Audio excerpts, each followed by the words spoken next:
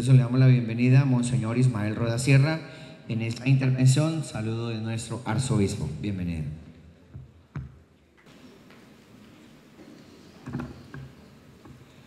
Muy buenos días, queridos hermanos y hermanas. Sean bienvenidos a nuestra asamblea de pastoral de este año 2019, año del encuentro con Cristo en los hermanos, por María, camino seguro que nos lleva a Él. En primer lugar, quiero saludar con todo afecto, con todo aprecio, a los queridos laicos y laicas, a todos los religiosos y religiosas en sus diversos carismas que trabajan en nuestra arquidiócesis de Bucaramanga, a los queridos sacerdotes en sus diversas misiones, parroquias y otros servicios en la arquidiócesis, lo mismo a los diáconos permanentes y transitorios, a los delegados de las parroquias, los EPAVs que han sido invitados especialmente o que vienen en representación de los EPAVs de las parroquias, y también los delegados de los servicios pastorales diversos, los grupos y los movimientos apostólicos, y a nuestro querido seminario. Como siempre, hacer una asamblea arquidiocesana donde está la representación calificada de toda la arquidiócesis como pueblo de Dios peregrino es muy gratificante, muy significativo, porque es un signo de la presencia de una iglesia, en este caso nuestra iglesia particular de Bucaramanga, porque nos reunimos en la fe, convocados por el Señor, en el amor y la misericordia del Padre, con la luz del Espíritu y la intercesión de la Santísima Virgen María. En ese sentido, pues vivimos como un icono de lo que es la iglesia y cómo se debe construir la iglesia. Por eso es tan gratificante siempre encuentros como este. El espíritu de la sinodalidad. Esta es una palabra o una dimensión que es tan importante en la vida de la iglesia. Siempre se habla incluso de los sínodos y la sinodalidad. Pero el Papa Francisco le ha querido dar un énfasis muy importante, las cosas que él insiste, y por algo lo insiste, en lo que se quiere. La palabra sínodo, pues, significa pues ir juntos por un mismo camino, ir con otros, compartir un camino, ir junto con otros por un camino. Sin, el prefijo sin, es con o junto, y odos, odu, camino. Entonces eso es un sínodo. Inmediatamente piensa uno en la vocación del pueblo de Dios como peregrino, donde todos vamos caminando, pero todos asumimos una responsabilidad, somos corresponsables. Y el Santo Padre le está dando una significación muy grande en el sentido de que, si bien es cierto, siempre se ha aplicado, y es su primera significación, al colegio episcopal en unión con el Papa en discernimiento para tomar decisiones en relación con la Iglesia, pues si tenemos el concepto, o mejor dicho, la dimensión de la Iglesia como pueblo de Dios, es el pueblo de Dios, pues también la sinodalidad a su modo, y lo que corresponde a cada uno se aplica a todos como pueblo de Dios. Y por eso se trata de vivir la comunión. En primer lugar, la participación es tomar parte de, involucrarse y ser todos corresponsables en la misión de la Iglesia, en la difusión del Evangelio, desde el puesto, carisma, encargo, pero sobre todo desde la vocación específica de cada uno, con sus riquezas propias que Dios entrega, no para sí, sino para compartirla con los demás. De manera que esta dimensión de la sinodalidad toma una enorme importancia más en los nuevos tiempos y aplicada a la Iglesia comunidad. Es cierto que ya, y el Papa insiste en que todos participen incluso ya en la toma de decisiones. En la toma de decisiones en la Iglesia, si bien es cierto, le corresponde al Papa como que se dice, tomar la última palabra, o al obispo, en el caso de la diócesis, tomar la última palabra o decisión final. Sin embargo, todo eso tiene que ser fruto de un discernimiento, de una elaboración entre todos. Se va iluminando, el Espíritu Santo va suscitando en todos y cada uno lo que quiere para la Iglesia, y ya en términos de decisión, incluso de decreto, pues ya lo toma el obispo al final, pero sabiendo que es toda una construcción importante en la vida de la Iglesia, y así se construye la Iglesia. Qué bueno que se profundicemos, y el Santo Padre quiera profundizar aún más en la práctica de la Iglesia esto. Y un ejemplo fue el Sínodo de los Jóvenes. Ahí en el Sínodo de los Jóvenes, recordemos que lo primero que hizo fue convocar a los jóvenes, 300 jóvenes del mundo, insistiendo en que hay que escucharlos. La sinodalidad implica escuchar, poner atención a lo que pasa, lo que dicen, lo que se propone, para discernir con sabiduría, con parresía, como decía el obispo a los cardenales en el sínodo anterior, con parresía y con pertinencia para el bien de la Iglesia. Entonces, el Papa convoca al mundo de la juventud a que presente su situación, sus inquietudes, sus sueños, y ser escuchado por los padres conciliares, estar atentos, y de acuerdo con eso llegar a unas conclusiones, las conclusiones primero del sínodo, y cuando sacan las conclusiones del sínodo dice, hay que seguir en sinodalidad, dice el Papa. Estas son las conclusiones o las proposiciones que le entregaron al Papa, pero hay que seguir en sinodalidad. Y después de un tiempo de este examen de las proposiciones, el Papa saca ya el documento final, Cristo vive, que es el documento, la exhortación posinodal para los jóvenes, diciendo que eso no es solamente para los jóvenes, es para toda la Iglesia. Dice, cuando el Papa saca un documento, si bien es cierto, el sujeto principal es la juventud y los jóvenes, dice, pero este es un documento para toda la Iglesia. Y una vez saca el documento, recomienda a las conferencias episcopales y a todas las estructuras o de iglesia que se sigan ese ambiente y sinodalidad para su aplicación. O sea, que no se agota. Qué bueno pensar siempre en esto, porque es la manera como el Señor va construyendo y nos va dirigiendo como pueblo de Dios. En tercer lugar, la hoja de ruta, el PDER, nuestro proceso diocesano de evangelización y renovación. El proceso y plan de pastoral en cada iglesia particular o conjunto de ellas, como a veces se decide por provincias o por diócesis, como lo tenemos en el caso nuestro, traza una hoja de ruta con sus tiempos de aplicación, metodología, que sin duda son un medio. Es un medio, es un instrumento, ¿no? No es algo absoluto, pero sí es instrumento importante para el sentido de dirección de una iglesia, particular en este caso, para lograr como pueblo de Dios el discernimiento, o sea, a la luz de la realidad eclesial y social y cultural, preguntarle a Dios qué quiere de nosotros en este momento, entrar en el tiempo de Dios, abandonar un poco los intereses de nuestro tiempo personal, para meternos en el tiempo de Dios y decir, Señor, ¿qué quiere de nosotros? ¿Para dónde quiere que vayamos? ¿Cómo debemos ir? Ese es el discernimiento. Los énfasis del camino evangelizador. Hay énfasis siempre que hay que procurar en el camino de la evangelización. En una parte seguramente hay que hacer un énfasis distinto a otro. Pero siempre hay que, habiendo hecho ese examen de la realidad, pues determinar esos énfasis y las necesidades para un proceso evangelizador. Y en la práctica, hacer posible esa sinodalidad.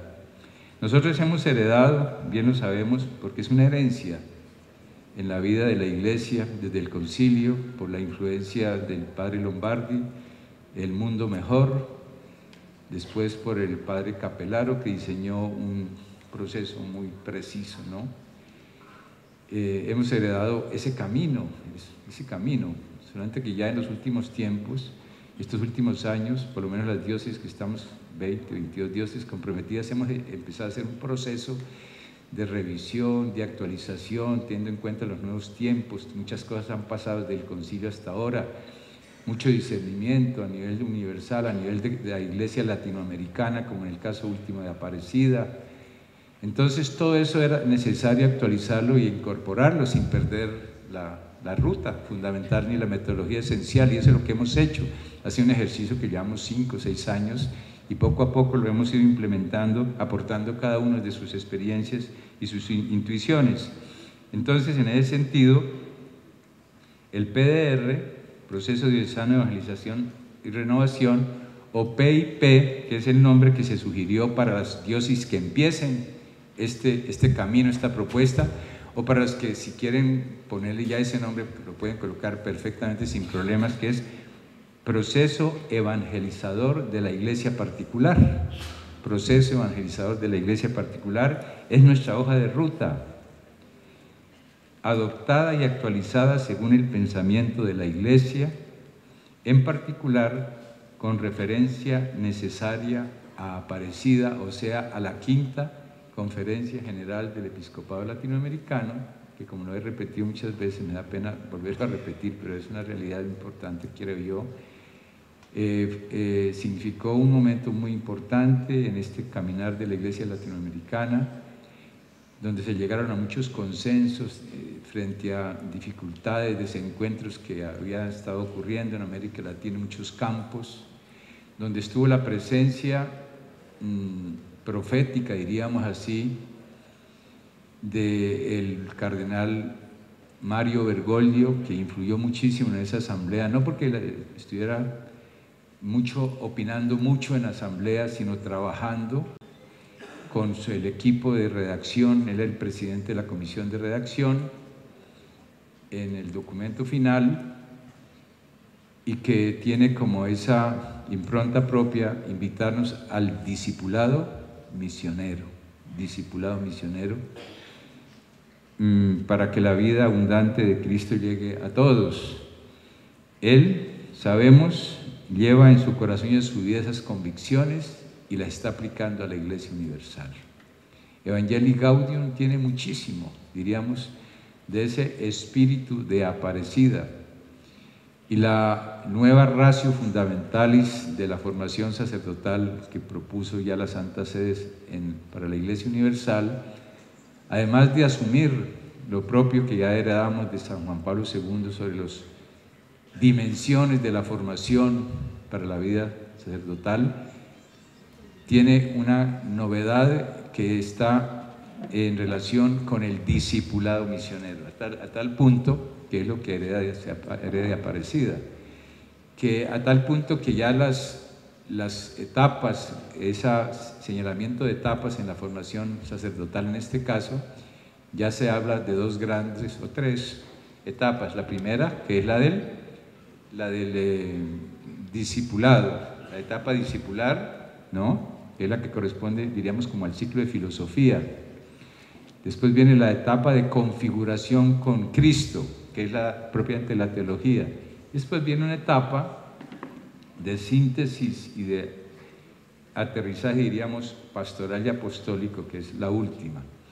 Todo eso es inspiración de esto mismo. Entonces nos damos cuenta que en este ambiente de sinodalidad, de participación, de lo que el Espíritu va diciendo a las iglesias, en este caso desde América Latina, asumimos, y obviamente con mayor entusiasmo, esta inspiración que nos da la Iglesia.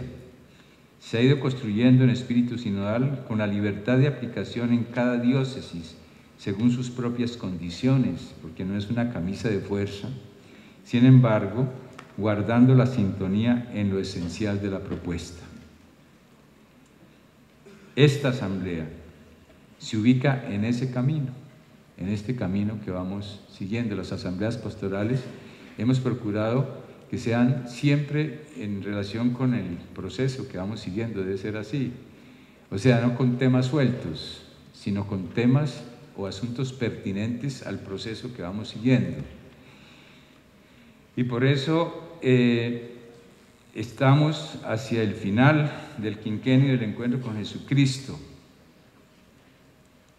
que en la lógica y la propuesta de evangelización pues corresponde a este momento clave esencial de un proceso. Si no hay encuentro con Cristo, con el Señor, no hay esa conciencia, es muy difícil seguir el camino. Ahí lo hemos visto en este icono del encuentro del diácono Felipe con el etíope, ¿no? El encuentro con Jesús, él era un buscador de Dios y compró, como ocurre en las peregrinaciones, la gente va y compra un librito y todo eso. Él compró un rollito tal vez del Antiguo Testamento, el libro de Isaías, y se puso a mirar, a explorar, a ver aquí esto de qué se trata, qué será, y no había quien le explicara. Y viene esa acción del Espíritu a través de Felipe que le explica, se encuentra con el Señor a través de la Sagrada Escritura, la explicación de la Escritura, esa iniciación que le hace, y se convierte, y se bautiza, y sale de una vez como misionero a llevar la buena noticia con alegría a otros. Entonces, en ese sentido, este primer paso en la estructura de la diócesis era necesarísimo tomar conciencia. A su modo cada uno lo hizo, cada parroquia, cada grupo, y si se ha aprovechado, qué bueno, qué paso importante se ha dado para poder seguir.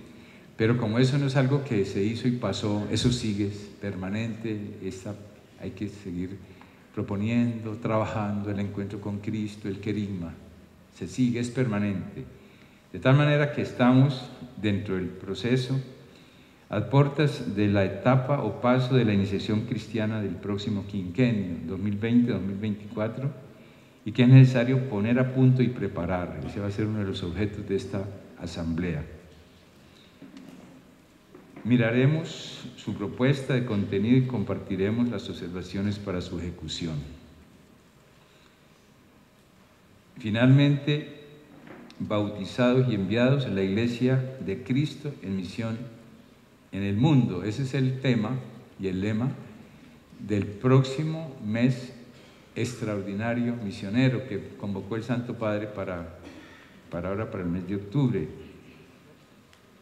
que es muy importante, como todas estas convocaciones que hace el Santo Padre. Algunos de los obispos que estuvieron en el encuentro de misionero americano de Bolivia, en el encuentro de obispos, alguno decía, el Papa se quedó corto en este caso, ha debido convocar un año extraordinario misionero, como los años que él está convocando, pero bueno, es siguiendo la ocasión de los 100 años de la Maximum Illud, que es la encíclica misionera, es por eso, y el mes misionero que siempre se ha tenido en la Iglesia el mes de octubre, pero a sabiendas de que es todo, la acción misionera es una llamada siempre extraordinaria, sobre todo en estos tiempos.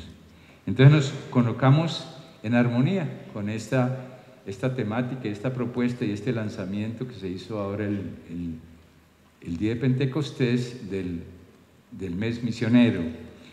Y está en profunda armonía porque el tema bautizados y enviados está justamente en este camino del anuncio de Cristo, de la iniciación cristiana para madurar en la fe.